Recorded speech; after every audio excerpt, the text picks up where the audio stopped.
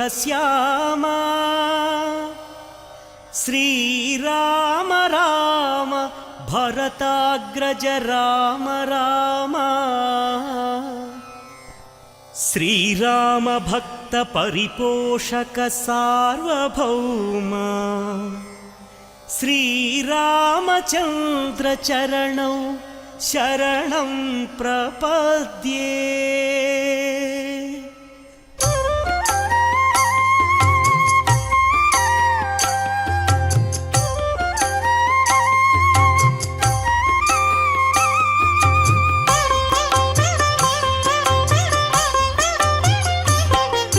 శ్రీరామ రామ ఆనందధామ సీతామాత మనోభిరామ రణరంగ భీమ సాకేత రామ ఆదర్శమూర్తి హే సార్వభౌమ రాజీవలోచన హే మేఘశ్యామ పురాణ పురుష రాజలలామ అగణిత గుణగణ సీతాభిరామ మోహన రూప అనంతనామ కౌసల్యతనయ కోసల రామ. శ్రీరాఘవం దశరథాత్మజమప్రమేయం సీతాపతిం రఘుకులాన్వయరత్నదీపం ఆజానుబాహుమరవిందదలాయతాక్షం రామం నిశాచర వినాశకరం నమామి. సీతాయాః దక్షిణే పార్శ్వే లక్ష్మణోऽన్యస్య పార్శ్వతః తన్మధ్యే రాఘవం వందే ధనుర్బాణధరం హరిం. శ్రీరామనవమి వేడుకలు మన దేశమంతటా కూడా అత్యంత వైభవంగా అనేక ప్రాంతాలలో ఆ రాముని జన్మస్థలమైన అయోధ్య మొదలుకొని ప్రతి చోట భద్రాచల క్షేత్రం వరకు అనేక ప్రాంతాలలో ప్రతి పల్లెటూరులలో ఈ యొక్క శ్రీరామనవమి వేడుకలు అత్యంత వైభవంగా జరుగుతూ ఉన్నాయి. భక్త మహాశైలారా, తిరుపతి పుణ్యక్షేత్రంలో తిరుపతి నడిబొడ్డున వేయించేసి ఉన్నటువంటి శ్రీ కోదండరామస్వామి వారి యొక్క వార్షిక బ్రహ్మోత్సవ శోభలో నేడు 8వ రోజు స్వామివారు అత్యంత వైభవంగా అత్యంత ప్రధానమైనటువంటి రథారోహణము చేసి తిరుమాఢా వీధులలో భక్తులను అనుగ్రహించటానికి బయలుదేరుతున్నటువంటి శుభతరుణాన్ని మనం వీక్షిస్తూ ఉన్నాం. డోలాయమానం గోవిందం మంచస్థం శయనం హరి రథస్థం కేశవం దృష్ట్వా పునర్జన్మన విద్యతే అని చెప్పి శాస్త్రం చెబుతోంది.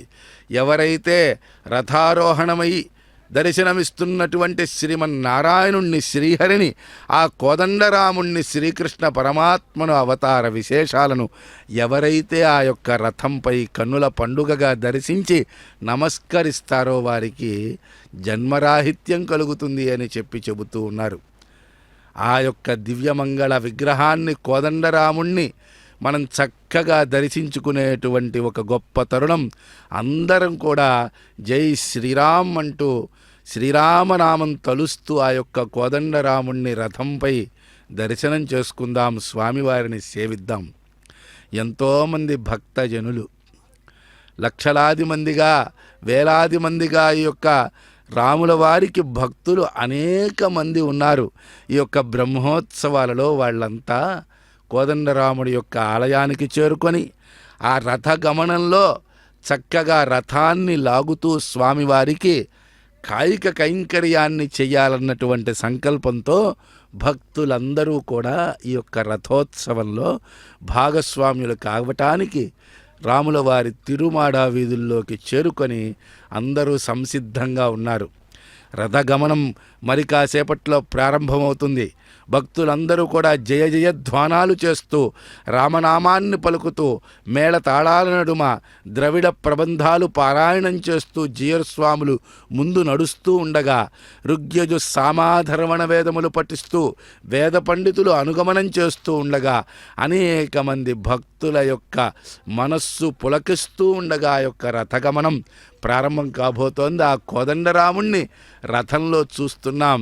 అదుగోండి ద్రవిడ ప్రబంధ విశేషాలను పఠిస్తున్నటువంటి బృందాన్ని దర్శనం చేసుకుంటున్నాం. వైష్ణవ దర్శనం మాత్రం చేతనే అనేకమైనటువంటి పాపములు తొలగిపోతాయి అని చెప్పి మనకి శాస్త్రం చెబుతూ ఉన్నది. అటువంటి విశేషమైనటువంటి రథోత్సవ సమయంలో ఉత్సవే దేవం ఏ సేవంతే తే పదే పదే యజ్ఞఫలం ప్రాప్నువంతి అని చెప్పి వైఖానస భగవచ్శాస్త్రంలో చెప్పబడినట్లుగా ఎవరైతే ఇటువంటి విశేషమైనటువంటి ఉత్సవాల సందర్భంలో దేవుణ్ణి దర్శించటానికి తనివి తీరా అక్కడికి వడివడిగా నడుచుకు వెళ్ళి మనస్ఫూర్తిగా ఆ స్వామికి కైంకర్యము చేసి నమస్కరిస్తారో వారికి యజ్ఞము చేసిన ఫలితము లభిస్తుంది అని చెప్పి శాస్త్రం తెలియజేస్తోంది. ఇంత భక్తజన సందోహం మధ్య కోదండరాముని యొక్క రథగమనాన్ని తిరుమాడ వీధుల్లో జరుగుతుండగా శ్రీ వెంకటేశ్వర భక్తి ఛానల్ ప్రత్యక్ష ప్రసారంలో మనం వీక్షించబోతూ ఉన్నాం.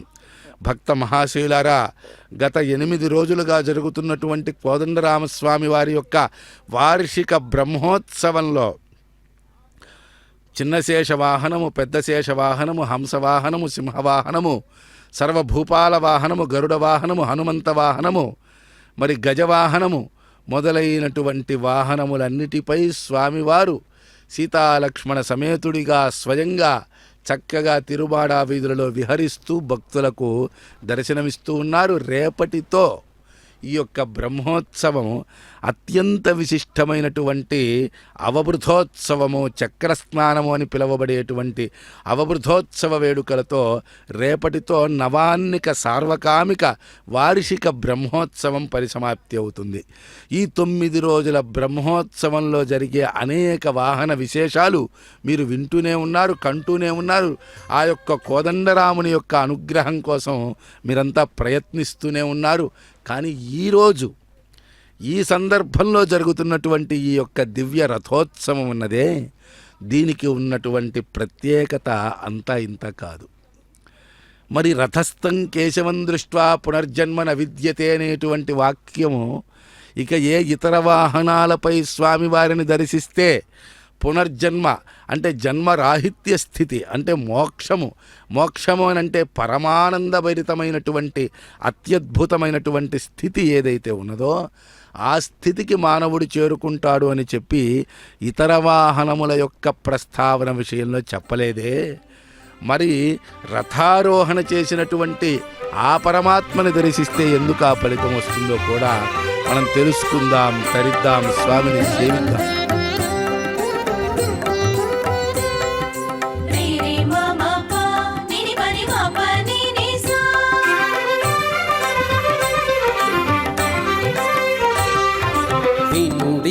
రఘుపతి విజయములు, వినుడిదే రఘుపతి విజయములు, పనుపడి రాక్షస బాధలుడిగెను. వినుడిదే రఘుపతి విజయములు, పనుపడి రాక్షస బాధలుడిగెను. వినుడిదే రఘుపతి విజయములు, రాక్షస బాధలుడిగెను. వినుడిదే రఘుపతి విజయములు, వినుడిదే రఘుపతి విజయములు.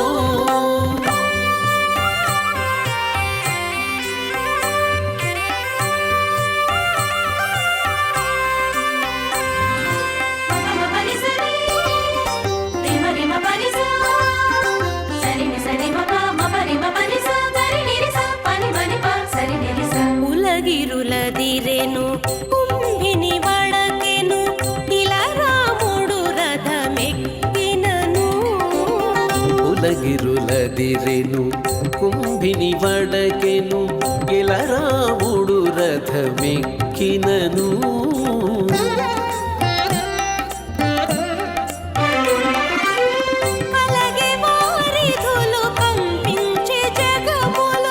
కలగే వారిధులు కంపించే జగములు బలువిలు నమ్ములు వట్టినను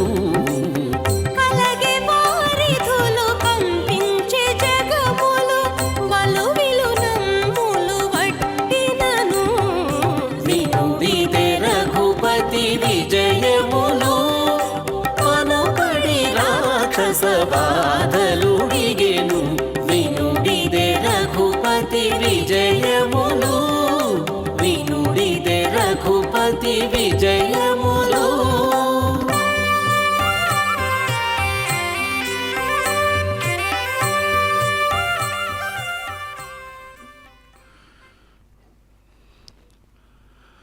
నారాయణాయ నలినాయతలోచనాయ నామావశేషిత మహాబలివైభవాయ నానాచరాచర విధాయక జన్మదేశ నాభీపుటాయ పురుషాయ నమః పరస్మై.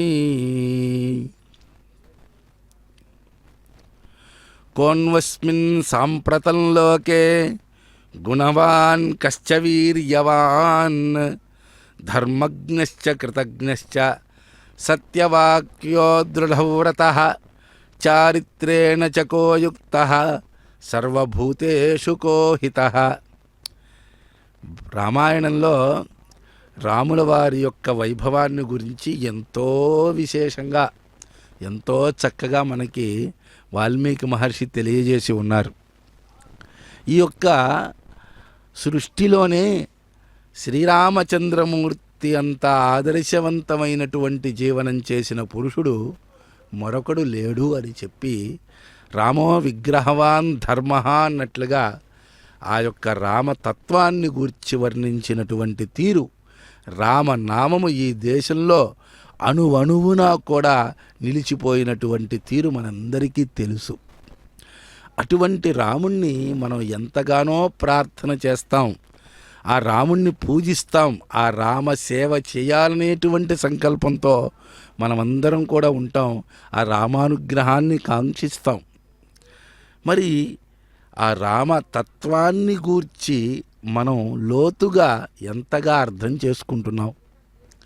ఆ రామాయణంలో చెప్పబడినటువంటి విశేష విషయాలు ఎంతమంది మనకి వివరించి చెబుతూ ఉన్నా కూడా ఇంకా ఇంకా లోతుగా త్రవ్వి తెలుసుకోవాల్సినటువంటి కొన్ని వేల సంవత్సరాలుగా ఆ యొక్క దివ్యమైనటువంటి రామాయణ గ్రంథం ఎలా ఈ భూమిపై ఇంత ముద్రని వేయగలిగింది అని చెప్పి మనం అర్థం చేసుకోవాల్సినటువంటి ఆవశ్యకత మనకి చాలా ఉంది. భక్త మహాశైలారా, తిరుపతి కోదండరామస్వామి వారి యొక్క వార్షిక నవాన్నిక సార్వకామిక బ్రహ్మోత్సవ శోభలో 8వ నాడు జరుగుతున్నటువంటి రామతత్వానికి అద్దం పట్టేటువంటి ఒక దివ్య భవ్య రథోత్సవ కైంకర్యం మన మనస్సుని మంత్రముగ్ధుల్ని చేస్తూ సాగుతున్నటువంటి ఈ యొక్క రథోత్సవాన్ని యొక్క అంతరార్థాన్ని మనం గ్రహించాల్సినటువంటి ఆవశ్యకత ఉన్నది. ఏమంటారంటే, ఈ యొక్క శరీరమే రథము, అందుగల జీవుడు ఆత్మస్వరూపుడై ఆ రథంలో నిరంతరం కూడా సంచరిస్తూ ఉన్నాడు. అలానే ఈ యొక్క బ్రహ్మోత్సవం అంతా కూడా మనలో ఉన్నటువంటి ఆత్మతత్వాన్ని ప్రోధి చేసి అంతర్యామి అయినటువంటి పరమాత్మ దర్శనాన్ని మనకి అందించగలిగినటువంటి ఒక దివ్య ఉపదేశాలే ఈ యొక్క బ్రహ్మోత్సవంలో పరమాత్మ మనకి చేస్తున్నాడు అనేటువంటి విషయాన్ని మనం గ్రహించాలి. అనేక రకాల వాహనాలపై ఒక్కొక్క సందర్భంలో ఒక్కొక్క విధంగా ఒక్కొక్క అవతారంలో స్వామి మనకి చూపిస్తున్నటువంటి దర్శనం చేయిస్తున్నటువంటి దివ్యమైన భవ్యమైనటువంటి ఆ యొక్క లీలా విశేషాల వెనకాల ఉన్నటువంటి తాత్వికతని మనం ఏనాడైతే గుర్తిస్తామో, ఏ సందర్భంలో అయితే అది మనకి అద్భుతమైనటువంటి మనస్సుని పులకింపజేసే విధంగా ఆలోచింపచేసే విధంగా మనం ఆ యొక్క దృశ్యాన్ని వీక్షించగలుగుతామో అప్పుడు మనకి కలిగేటువంటి పరమానందానుభూతి ఏదైతే ఉన్నదో దానికోసము అదియే అత్యంత విశిష్టమైనటువంటి జన్మరాహిత్య స్థితి అని చెప్పి శాస్త్రములు తెలియజేస్తున్నటువంటి మోక్షమనేటువంటి ఒక గొప్ప స్థితికి మనం చేరుకునేటువంటి అవకాశం ఇటువంటి ఉత్సవం మనకు కల్పిస్తుంది. ఎన్నో విశేషాలు రామాయణంలో ఉన్నాయి. ఎన్నో విశేషాలు ఈ యొక్క నవాన్నిక బ్రహ్మోత్సవ సేవలలో, వాహన కైంకర్యాలలో కూడా అంతరార్థాలుగా దాగి ఉన్నాయి. ఎందుకండి అంతరార్థం అంటారు? ఏదైనా కూడా బహిరంగంగా ఒక విషయాన్ని స్పష్టంగా చెబితే అది మనకి అవగతమవుతుంది కదా. కానీ ప్రతి ఒక్క విషయాన్ని చెప్పి, అదుగో ఆ స్వామివారు రథంపై ఆరోహణ చేశారు, ఆ రథంపై ఆరోహణ చేస్తే దర్శనమిస్తూ ఉన్నారు, దీని వెనకాల ఏదో అంతరార్థం ఉంది అని అంటారు. అలానే శేషవాహనంపై దర్శనమిస్తుంటే దాని వెనకాల ఒక అంతరార్థం ఉందంటారు. గరుడ వాహనంపై దర్శనమిస్తుంటే దాని వెనకాల ఒక అంతరార్థం ఉంది అని అంటారు. అసలు ఎందుకు ఈ అంతరార్థాలు? రామాయణంలో అంతరార్థాలు ఉన్నాయన్నారు. ఏమిటా అంతరార్థం? రాముడు రాజు, దశరథుడు ఆ రాముల వారిని వనవాసం చేయమన్నారు. దానికి కారణం కైకేయి కోరిన కోరిక. అందుకను రాముడు అరణ్యానికి సీతా లక్ష్మణ సమేతుడై వెళ్ళాడు. సీతాదేవి అపహరించబడింది. ఆ సందర్భంలో రామలక్ష్మణులు ఆంజనేయుడితో సుగ్రీవుడితో మైత్రి జరిపి రావణాసురుణ్ణి అపహరించాడనేటువంటి నెపంతో రావణాసురుని చేరి ఆయనని సంధి చేయటానికి ప్రయత్నం చేసి అయిననూ లొంగకపోయినప్పుడు యుద్ధమాచరించి రావణ సంహారం జరిపి తిరిగి అయోధ్య చేరుకున్నాడు కదా.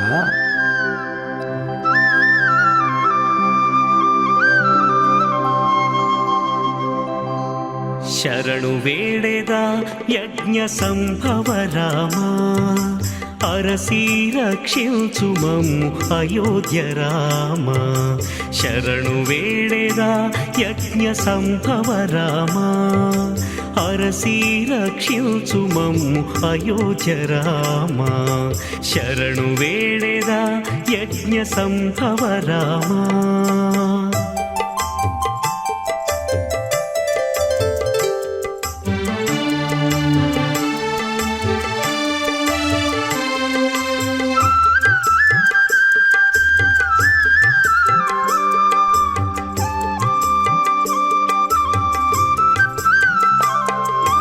దారుణిలో దశరథ తనయ రామా, చేరిన అహల్యను రక్షించిన రామా.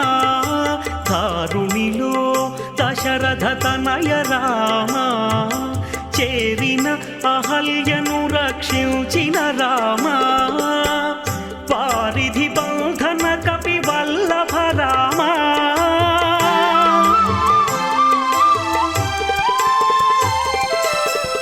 వారిధి బంధన కపి వల్లభ రామా. తారక బ్రహ్మమైన సీతారామ, శరణు వేడెదా యజ్ఞ సంభవ రామా. అరసి రక్షించుమమ్ము అయోధ్య రామ. శరణు వేడెదా యజ్ఞ సంభవ రామా.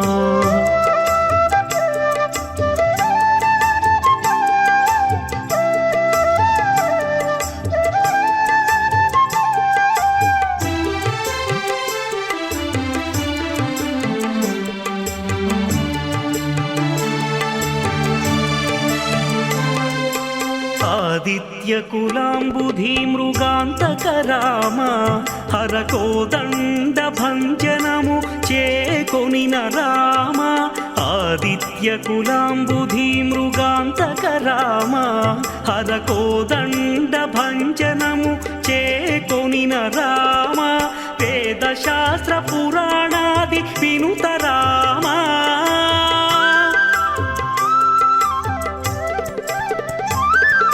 వేదశాస్త్ర పురాణాది వినుత రామ. ఆది కొన్న తాటక సంహార రామ. చరణు వేడెదా యజ్ఞ సంభవ రామ అరసి రక్షించుమము అయోధ్య రామ శరణు వేళెదా యజ్ఞ సంభవ రామ రామాయ రామభద్రాయ రామచంద్రాయ వేదసే రఘునాథాయ నాథాయ సీతాయా పతయే నమః.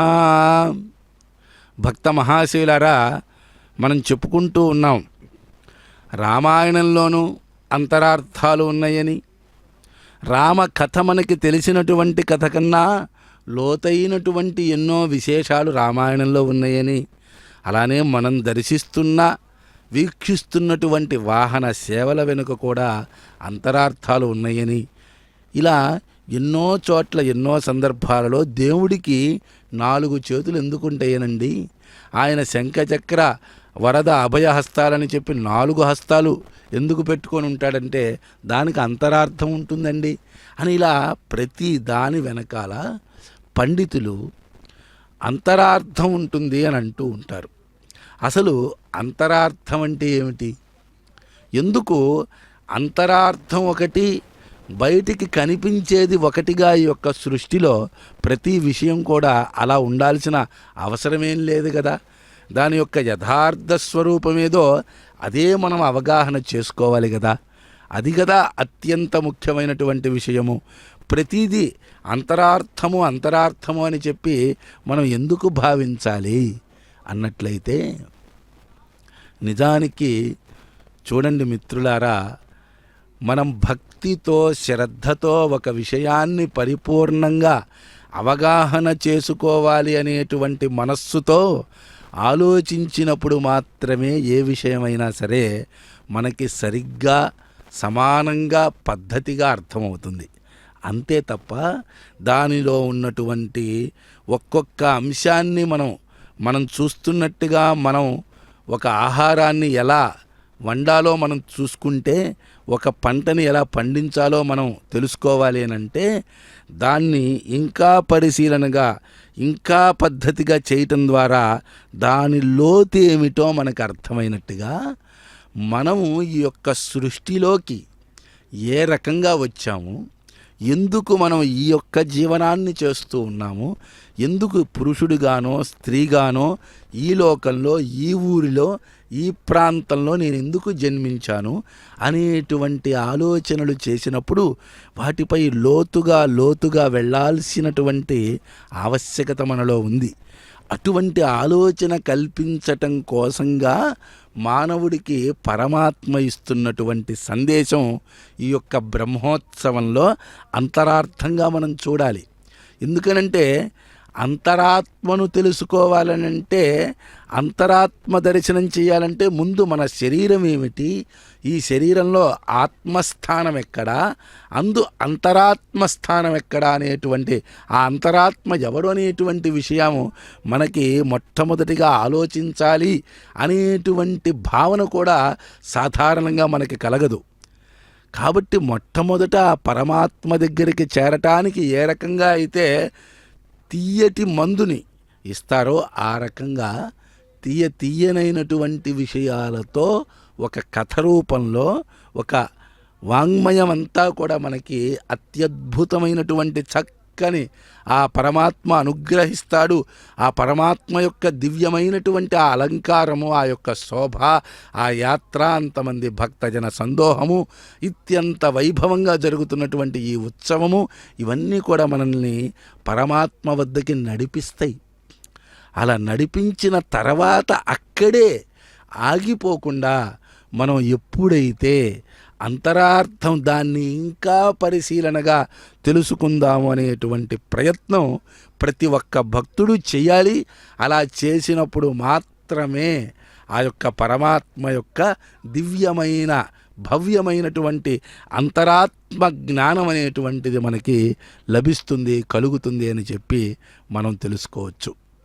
కాబట్టి మానవ జీవితమే అంతరార్థాన్ని గ్రహించటము, అంతర్యామిని గ్రహించటము.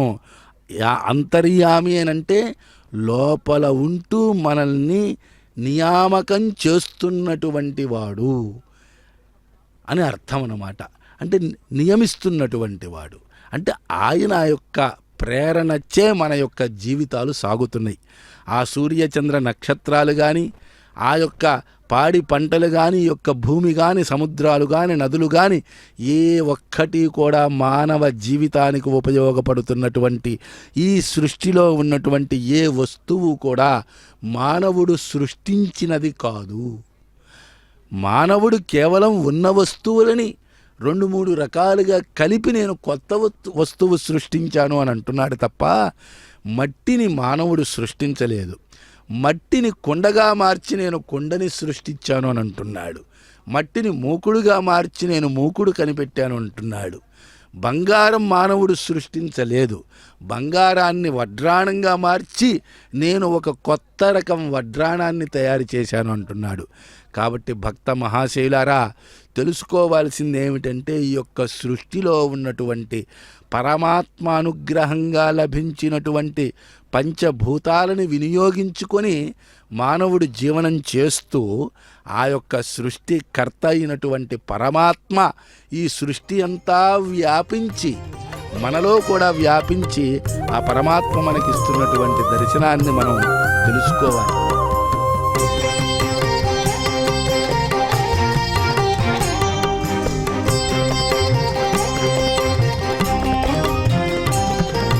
రామభద్ర రఘువీర రవివంశ తిలక నీ నామమే కామధేనువు నమో నమో.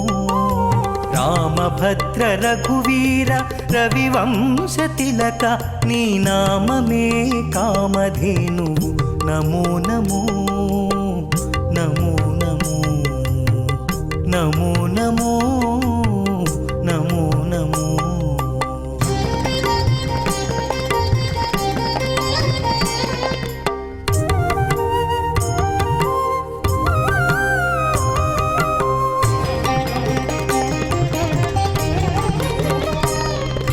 కౌసల్యానందవర్ధన ఘన దశరథ సుత భాసురయజ్ఞ రక్షక భరతాగ్రజ. కౌసల్యానందవర్ధన ఘన దశరథ సుత భాసురయజ్ఞ రక్షక భరతాగ్రజ. రాసికెక్కు కోదండ రచన విద్యా గురువ. రాసికెక్కు కోదండ రచన విద్యా గురువ. వాసితో సురలు నిను వడిమెచ్చేరయ్యా. రామభద్ర రఘువీర రవివంశ తిలక నీ నామమే కామధేనువు నమో నమో నమో నమో నమో నమో నమో నమో.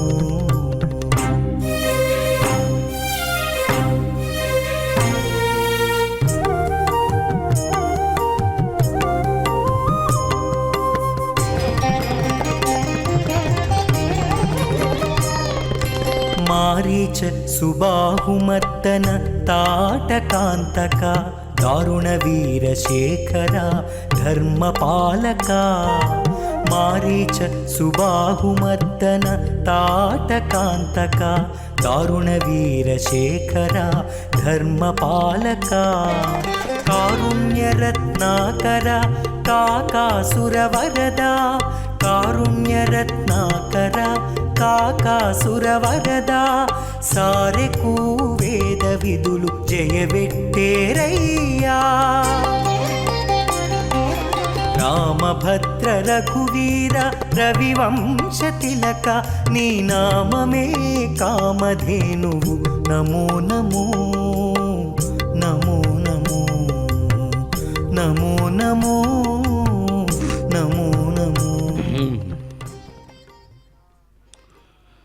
ఆత్మానం రథినం విద్ధి శరీరం రథమేవతు బుద్ధించ సారథిం విద్ధి మనఃప్రగ్రహమేవచ అని చెప్పి కఠోపనిషత్తులో ఉన్నటువంటి వాక్యం. ఉపనిషత్తులు అనేటువంటివి ఏవైతే ఈశావాస్యోపనిషత్తు, కేనోపనిషత్తు, కఠోపనిషత్తు, ముండకోపనిషత్తు, మాండూక్యోపనిషత్తు, తైత్తరీయోపనిషత్తు, బృహదారణ్యకోపనిషత్తు, ఇలా 10 ప్రఖ్యాతమైనటువంటి ఉపనిషత్తులున్నాయి. ఈ ఉపనిషత్తులు అనంటే పరమాత్మతత్వానికి మనల్ని చేరువ చేయటానికి ఏవైతే మార్గాలు మానవుడు అనుసరించాలో ఆ మార్గాలను మొట్టమొదటిగా ఈ యొక్క ఋషుల ద్వారా మనకి ఉపనిషత్తుల రూపంలో అందాయన్నమాట. ఆ యొక్క ఉపనిషత్తు వాక్యాలే మన యొక్క సమాజానికి, హిందూ ధర్మానికి ప్రధానమైనటువంటి ఆధారభూతాలు. ఆ ఉపనిషత్తులలో ఉన్నటువంటి తాత్విక ఆలోచనలు ప్రతిబింబించే విధంగా ఈ యొక్క ఆగమ శాస్త్రాలలో పరమాత్మ యొక్క ఉత్సవ విశేషాలన్నీ కూడా తీర్చిదిద్దబడ్డాయి అనుటలో ఎటువంటి సంశయం లేదు. ఇదే ఉదాహరణ. ఆత్మానం రథినం విద్ధి, శరీరం రథమేవతు, బుద్ధింతు సారథిం విద్ధి, మనఃప్రగ్రహమేవచ అనే కఠోపనిషత్తు వాక్యమే ఈ యొక్క ఉపనిషత్తులలో చెప్పబడినటువంటి గొప్ప గొప్ప తాత్విక ఆలోచనలు, మహర్షులు చూపినటువంటి తాత్విక ఆలోచనలు సామాన్య ప్రజలకు కూడా చేరువ చేసేందుకు ఆగమ శాస్త్రాలలో పరమాత్మ యొక్క ఆరాధన ద్వారా ప్రజలందరికీ చేరువ చేయటంలో ఆలయాలు ప్రధానమైనటువంటి పాత్ర తీసుకొని ఆ యొక్క కైంకర్యాల రూపంలో మనకి ఉపనిషత్ తాత్విక ఆలోచనలను అందజేసే ప్రయత్నం చేస్తాయి. కానీ మన యొక్క మనస్సు, మన యొక్క బుద్ధి, మన యొక్క ఆలోచన విధానము దానిని పట్టుకోవాలి అనేటువంటి భావనలో ఉన్నప్పుడు మాత్రమే ఇది మనకు సాధ్యమవుతుంది.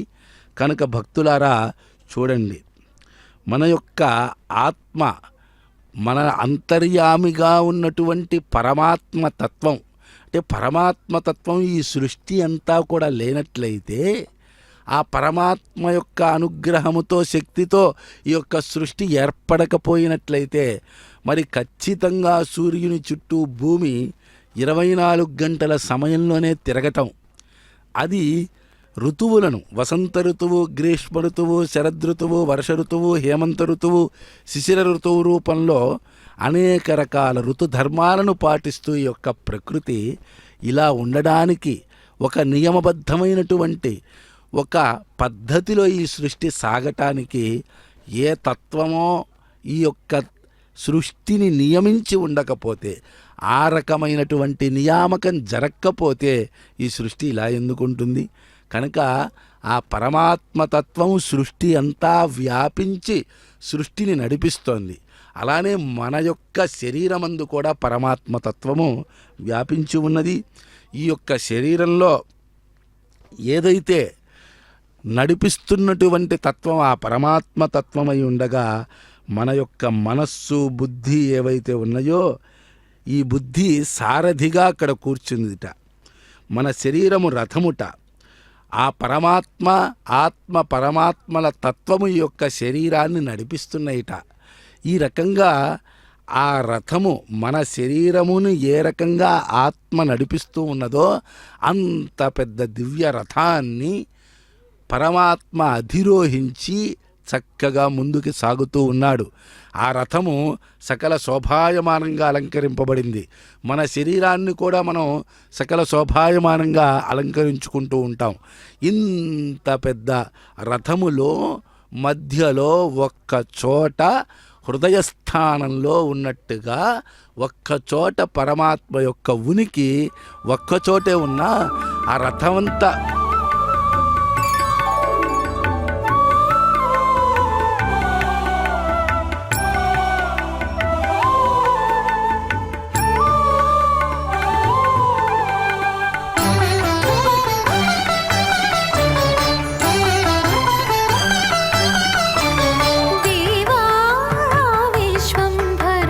विश्वपति देवा विश्वंभर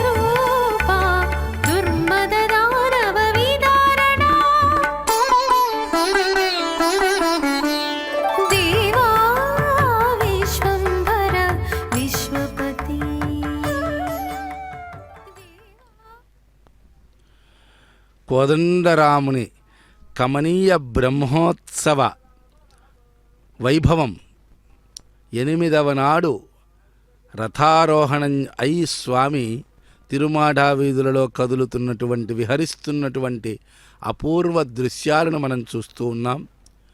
వేలాది మంది భక్తుల యొక్క రామనామ స్మరణ మధ్య వైభవంగా 8వ నాటి ఉదయము కోదండరాముడు సీతాలక్ష్మణ సమేతుడై ఈ యొక్క దివ్య భవ్య రథోత్సవంలో భక్తులను అనుగ్రహిస్తూ అనేక మంది భక్తుల యొక్క నామస్మరణని ఆస్వాదిస్తూ ఆయన యొక్క అపహత పాప్మత్వానవధిక కృపాలుత్వాది సకల కళ్యాణ గుణాకర స్వరూపుడైనటువంటి ఆయన అనుగ్రహాన్ని అందరికీ అందజేస్తూ ముందుకు సాగుతూ ఉన్నాడు.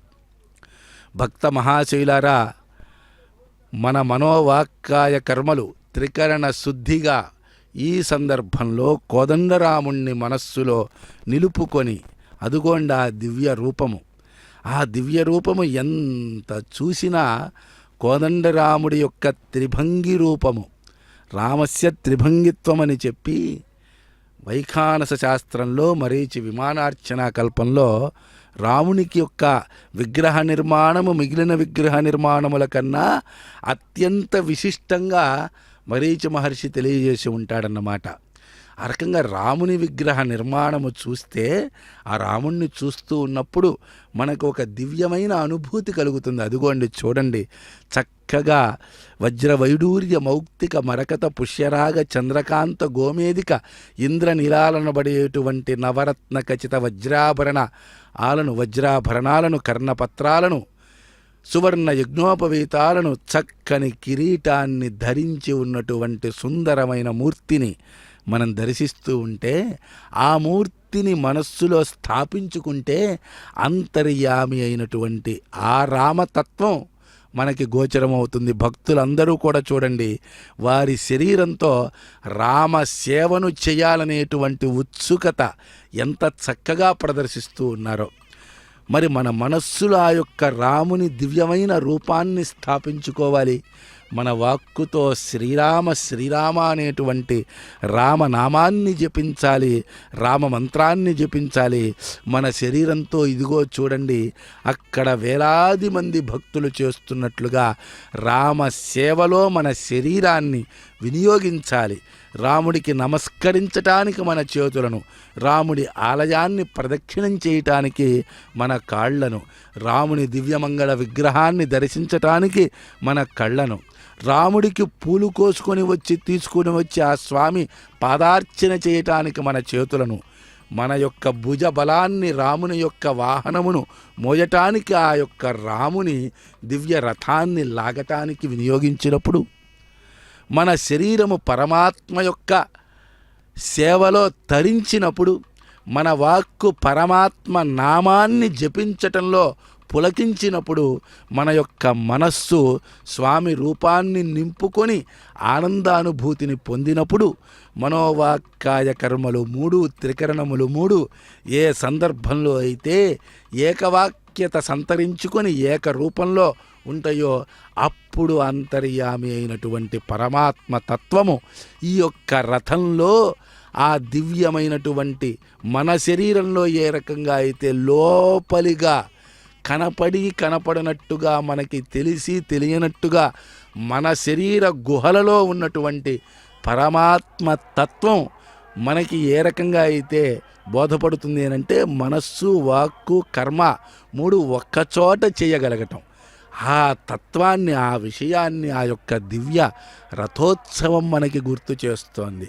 కఠోపనిషత్తులో ఉన్నటువంటి తాత్విక ఆలోచనలను విస్తృత రూపానికి తీసుకొని వచ్చి ఈ యొక్క రథోత్సవ సందర్భంలో భక్తులందరికీ మోక్షకాంక్షులై ముముక్షువులుగా ఉన్నటువంటి ప్రతి ఒక్క భక్తాగ్రేశ్వరుడికి కూడా ఇలాంటి విషయాలు తెలియచెప్పాలన్నటువంటి సంకల్పంతోనే ఈ యొక్క దివ్యమైన నవాన్నిక సార్వకామిక బ్రహ్మోత్సవాలను వైఖానస భగవచ్శాస్త్రోక్తరీత్యా అత్యంత వైభవంగా నిర్వహించటం అనేటువంటిది తిరుమల తిరుపతి దేవస్థానములలో అన్ని ఆలయాలలో కూడా ఈ యొక్క వైభవోపేతమైనటువంటి ఉత్సవం జరుగుతూ ఉంటుంది.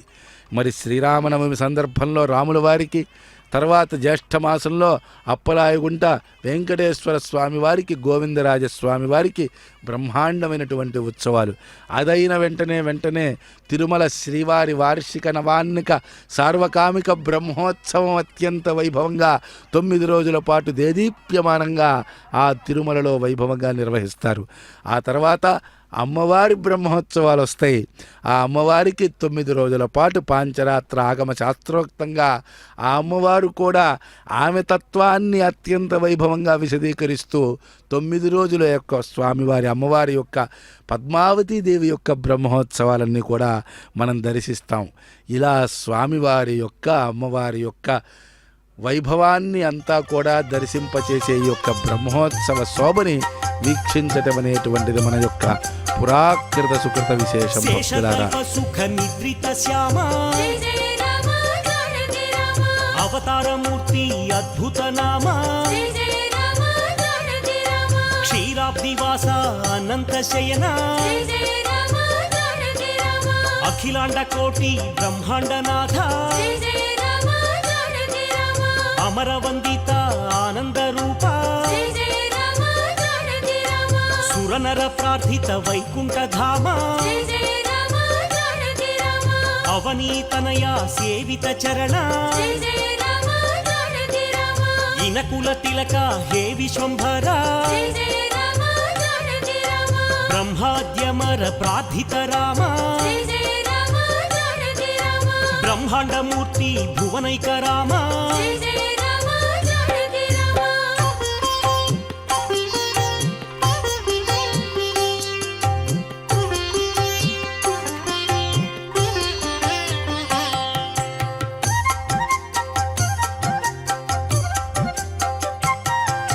దశరథ నందన అయోధ్య ధామ కౌసల్యమాత సుపుత్ర రామ ఆనంద బాల శ్రీరామచంద్ర విశ్వామిత్ర ప్రియతమ రామ తాటక ఘాతక తారక రామ మారీచాదిని పాతక రామ కౌశిక యజ్ఞ సంరక్షక రామ అహల్య శాప విమోచక రామ.